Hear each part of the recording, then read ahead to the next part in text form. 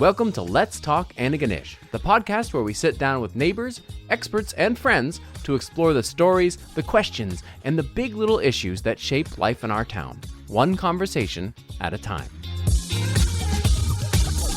This week, we're talking about tourism in Antigonish.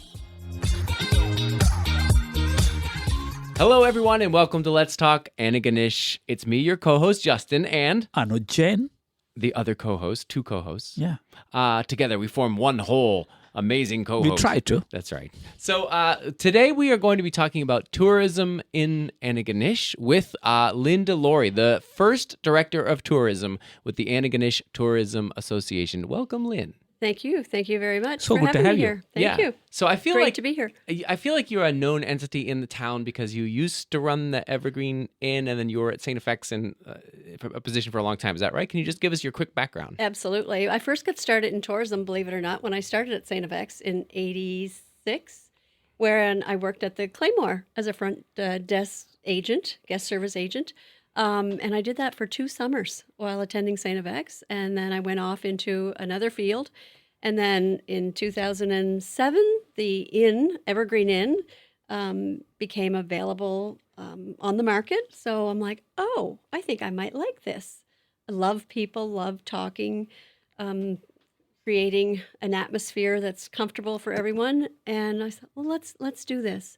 So bought the Evergreen Inn, expanded it, recreated it to the #1 place to stay in Nova Scotia through TripAdvisor. Oh, what? That's impressive. Yes, Yeah. Let's talk about that. Yes. How did you manage that? Marketing, social media. Oh, so this is how you ended up in Service. this job because you're good at that. Yeah, maybe so. Okay.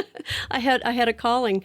But services, customer service. Customer service, my #1 thing. If your customer's happy, they're going to keep coming back. And that's what I promoted.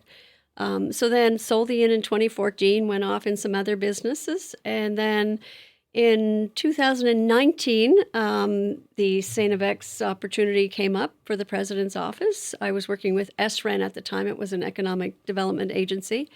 And I'm like, oh, I've never done that. That sounds interesting. So 6 years later, I was with the president of StFX and very enjoyable. Loved every minute of it. Loved the connections. And then I thought, well, this little office is too small for me now, and I need to do something else. And this job opportunity came up, and I applied, and here I am. So, yeah, go ahead, Anuj. So what does your organization do? What do you do on a daily basis? We promote the area to bring in visitors. So our mandate is to increase visitation, which in turn helps our local businesses. And we want to do that 4 seasons. We want to do that year round. It's not just peak season. There's not going to be any such thing as summer. Summer is peak season. We want 4 seasons. So how do you get somebody to Antigonish with 4 feet of snow? 4 feet of snow. Well, we have a social media campaign coming up, hopefully going to be online tomorrow to advertise our beautiful walking trails at the golf course at Kepik, You bet. as well as the snow dogs have groomed trails, and they can hit them at the Kepik and travel right up to Amherst and back for the day. So we want people from away coming here, book your night stay, and hit our groomed trails, whether it's at the golf course or whether it's at the Kepik. You can cross-country ski, you can snowshoe, or if you have a sled, you can jump on your sled and hit the snow dog trails all through. So tell us about the association, because the Antigonish Tourism Association only cropped up in 2021, so it's newly formed, and it's not a governmental body. What exactly is this organization? So in 2021, Conte, who we all know is a great advocate for Antigonish with tourism, got a group together and they organized Antigonish Tourism Association. So the association's mandate is to make Antigonish your destination. We're not a drive-through. We have lots of assets here to be your destination. So it's to increase overnight accommodations, to improve visitor services, which in turn, of course, helps our local businesses. So how important is tourism for our town and county? Antigonish is always been known as, the gem, the Highland Heart of tourism, Highland Heart of Antigonish, Highland Heart of Nova Scotia. We are the entryway. We were always known as the entryway to Cape Breton. But now we want to be more than that. We want to be a destination. We have lots of tourism assets here. We have lots of things to do. We have events. We have our culture. We have our sea shorelines. So we have it all, and we can make Antigonish a destination. In Nova Scotia alone in 2024, it brought in 2 million visitors and $3.5 billion in dollars. Wow. And in the first 9 months of 2025, same slope. There was 1.7 million visitors and $3 billion in revenue. So we have it. We have it in Nova Scotia, and we certainly have it in Antigonish that we can be a tourism town. And I would say, when you say tourism, we also have people who visit for our university or connected with our hospital, or there's so many reasons why people visit here, not just entertainment or tourism. So, the parents come to meet their children. So there's so many, reasons why people visit. Is that true? Absolutely, 100%. Right. And we cross promote. Like we work with StFX and their tour office. Right. We work with the hospital, with the maps, their trails. We can supply them their conferences. We give them the maps of Antigonish, and we can help them engage with any of their attendees, engage with the parents that come here. And that's what we want to do. We want to make them feel comfortable when they come here. We want to make them feel like they're at home, and they want to come back. And it's all about that. It's people coming back. Are there, I'm curious what the biggest draws are in terms of either events or destinations. I'm assuming like the Highland Games is a big thing. Riverside is a big thing. Jazz Fest, which you were part of, that draws a lot of people. So if you could just give us a list of like, what are the biggest draws to this town? Well, of course, StFX. The university is a big draw, whether it's people coming to take a tour of it or just people want to come and look around. And then on campus, you have your St. Ninian's Cathedral and the chapel. I mean, people love going in those heritage buildings. So we have lots of things on StFX to do. Our beaches are a big draw. We have breweries. How many breweries do we have in town? That's a big draw. Steinhardt's, we have Neudart, we have our mini trail out around the 245, 337. We have down east, heading down towards Monastery Harbor. What a beautiful drive. So we have lots of assets here. And can I add to that list? Would that be fair to say? Coady Institute and our we are home to Coady Institute and the International Center. Now we have Peace by Chocolate, which is a global name. And how does that add up to many of these things? Oh, they are certainly magnificent additions, features for our town. Right. Peace by Chocolate is it's nationally known, as you said. And people come here, they want to buy a piece of chocolate. Right. The Coady Institute, absolutely. Even the Bry Mulrooney Institute. Right. We want those as destination buildings that people come here and they want to go on campus and see this. And we also have a strong arts culture here. So we have the Arts House. We have Antigonish Arts Health Antigonish. We have Antigo Night. We have so many forms of art. Festival Antigonish, Bar Theatre. Yes. They're endless. So we have it all here. We have it all here that we are a destination. And we're not just a peak season destination. We're a 4-season destination. Yeah. So you're talking about the mandate is to strengthen the marketing efforts and the brand awareness, but also to expand, I assume, offerings or knowledge of those offerings. So in terms of the future of marketing or tourism, what are you going to change? What are you striving for? Well, our first thing, we have a great website, so we're going to make that even better. We have social media campaigns. As I said, we have one ready to hit online any day now. We want to create a better social media platform, better digital platform. Are there any things you would like to add? Like we should have more like food trucks, or we need a circus, or like, is there anything? What is your short list of things that we could add? Oh, events. Events. We know that events bring people to Antigonish. So we would love to add a few more events. We have plans. The association, we have some visions for the summer. We're going to start off baby steps. But we have a few events to add to the agenda for this summer. We've already created an internal events calendar that helps the business owners, the event planners. So if anybody would like to be in on that, we'd love to share that. And it means you get a link for an online calendar, and then you populate it with your events that you're aware of. So we don't have 10 events happening on the same weekend, which has happened in the past. That's the biggest problem we have in this town. There's always too many things. Yes. Yeah. And in saying that, we also have a public events calendar, and you can find that on our Antigonish Tourism webpage. There is a link for events. And if you have an upcoming event, we'd love for you to add that to the calendar. I just had a thought, because I remember we were talking, Anuj, with Trevor Gould about Buckenkek, and he was saying he would love to see more things about the Mi'kmaq heritage here. Is that a thing you've thought about, working with Buckenkek or other people to promote Mi'kmaq history within the actual town itself? 100%. So we have an influence writers tour that we're planning. This is in the near future, and Buckenkek is part of that tour. So I've been in touch with Bayside Travel and worked very closely with them in the past, because another umbrella that I carry is the Antigonish Visitor Information Center. And we would supply the Bayside Travel Center with information, with maps. When they ran out, we would supply them. So we have a very good relationship with them. We also have a kiosk down there, because their center was closed for a little bit. And so we put a kiosk, and a kiosk is it's an iPad on a stand.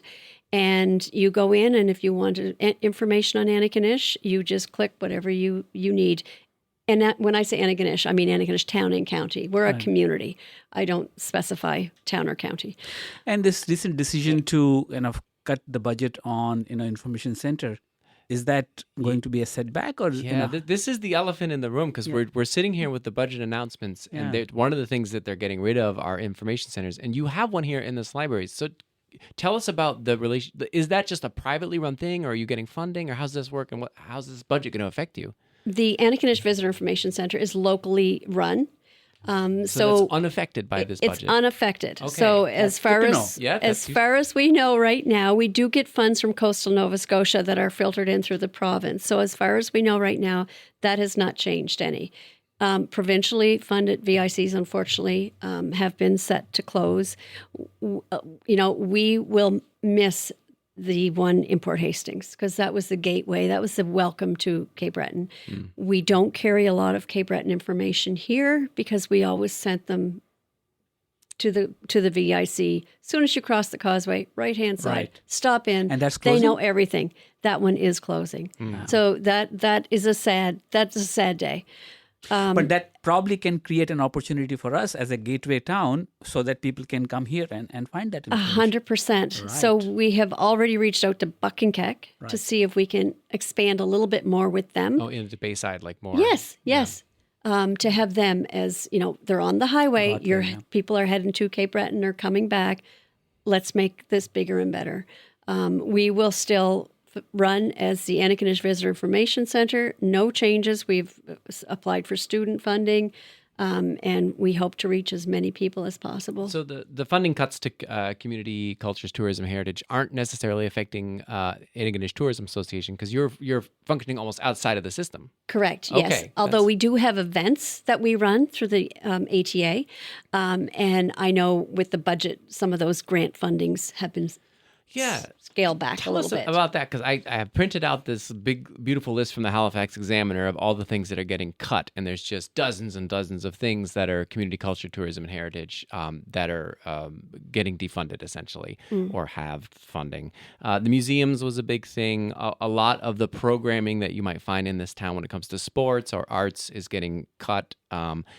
Is that something, because this is brand new, have you spent a lot of time looking through that and figuring out how might this impact tourism, and what is the response of the Tourism Association? We are, where we fall under coastal Nova Scotia, that is a destination marketing organization. It's with Pictou County, Antigonish, and Guysborough County, and some of the Eastern Shore towards Halifax. We will have a meeting on March 10th, where we'll be meeting to discuss the budget and where it will affect us, and if it will. It will definitely in some areas. But you know what? In saying that, then there's got to be another door that opens. So you have to pivot. You have to make it as positive as you can. And if we get scaled back a little bit here, then, we go to plan B. And then, maybe it's more sponsor funding. Maybe it's recreating a new plan. Understood. If, two questions come to mind. A, when we look at our marketing approach, do we factor in, age, gender, those aspects? Are we children friendly? Are we, elderly friendly? Are there those kind of things that you look at? Well, we certainly are. I mean, for the upcoming guide, we have an Antigonish guide, we have an Antigonish map. We are going to engage an accessibility champion to review both of those before they go to print, and potentially have all the places marked, itemized, that are accessible. As far as kids friendly, 100% agree with you there. So we're working in collaboration with Coastal Nova Scotia to create a coastal kids guide. Right. So that's something new for this year. That's a collaboration with ATA and Coastal Nova Scotia. And accessibility is big. We need to be more conscious of accessibility. And Antigonish is known and perceived as a friendly community. That perhaps plays a lot in people getting attracted to this place. So what does people like you, me and Justin play a role in that aspect of the tourism? Being an ambassador. Right. If you see someone on the street and they're looking around, is there something we can help you with? They'll become your best friend. And in saying that, so the Antigonish Visitor Information Center, which the Antigonish Tourism Association totally supports and they work in collaboration, has just received approval for a New Horizon grant to sponsor 55-plus ambassador program.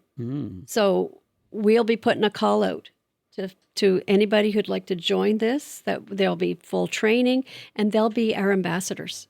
And they will be able to pass that along to people working, waitresses, attendants at gas stations, anywhere people stop that are coming to town. They want to ask information. We want the people they're asking to be informed. So we need as many ambassadors as we can. And we are all friendly. Looking at the town, if you could just wave your magic wand and be like, these are the things that need to be fixed in the town, or things that need to be added to the town to make it easier for me to market it, what would those changes be? Good question. Yeah. Very good question. My list is endless.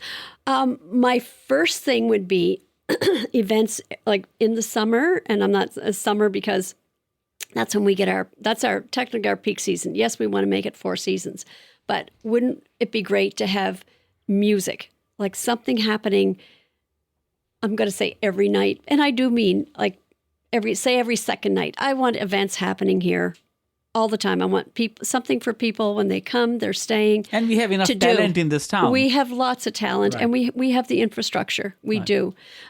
Restaurants, we have great restaurants. I love the outdoor patios.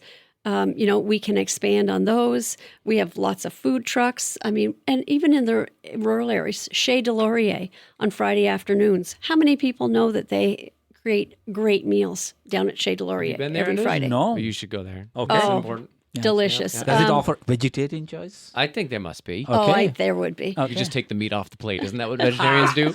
Yeah. Okay, I need to talk to you about We'll talk later. Okay. We'll talk off mic. Steinhardt, they have a little place out there to eat.